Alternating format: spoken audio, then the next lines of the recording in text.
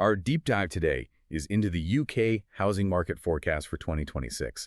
After, well, a really challenging 2025 a year, pretty much defined by tax reforms and, a lot of uncertainty, we're charting where growth is actually happening. Exactly. And if you just look at the headline numbers, the outlook seems, pretty positive. Hampton's projecting overall UK house price growth at 2.5%.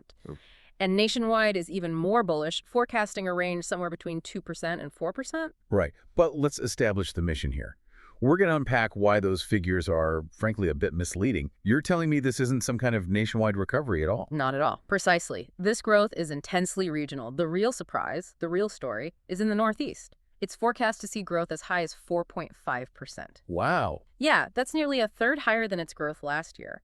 Meanwhile, London and the areas around it are expected to stay essentially flat.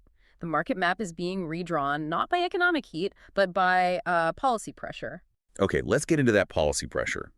Starting with what feels like a massive drag on the high-end market. The infamous mansion tax is now official. And the specifics here are just crucial. It's a new annual tax, and it applies to any property worth £2 million or more. It starts at £2,500 a year, but it rises sharply to $7,500 for homes over $5 million. And given that the vast majority of the, 165,000 properties affected are in London and the Southeast, Basically a tax on the South. it is a geographically targeted slowdown, absolutely. So what does the market do when it sees a big new tax threshold coming? It creates what's called price bunching. Property values start to, cluster artificially just below those new tax bands. The OBR, the Office for Budget Responsibility, they expect much lower demand for any property just over the line. I see. In fact, the Treasury Minister Dan Tomlinson even admitted that their costing assumed the tax would translate to an average price hit of about 2.5% on these properties. So to break that down, that means the tax itself has effectively wiped £50,000 of value just overnight from a £2 million property. That really highlights the anxiety in the market. It really does. And we saw this building in 2025. 14% of sellers in London sold at a loss last year. That's more than double what we saw just a decade ago. So while the high-end market is choking on tax policy, there is a crucial sign of life at the other end of the ladder. We're talking about affordability fueled by falling rates. Yes. Interest rates are predicted to drop from that 2023 peak of 5.25% all the way down toward 3.4% by May. That plus wage growth is a huge, huge boon for first-time buyers. It is. Zoopla is expecting nearly 40% of all buyer demand in 2026 to come from first-time buyers. But, and this is a big but, the affordability squeeze in London is still just brutal. Still so high. Mortgage payments, they're still double what they were in 2019. So for that London buyer, the mountain is, it's still enormous. But outside the capital, the picture is completely different. Oh, dramatically different. In the Midlands and the North, almost no first-time buyers pay any stamp duty. That barrier to entry is so much lower. You compare that to the South, where buyers are handing over, 2.5% to 3% of the property's value just in tax? And the data shows this playing out already. It does. First-time buyers in the Midlands and the Northeast paid 3 to 5% more for properties last year, while London first-time buyers actually paid 3% less. Affordability is actively pushing demand out of the Southeast. And this whole regional split is about to be supercharged by this so-called landlord exodus.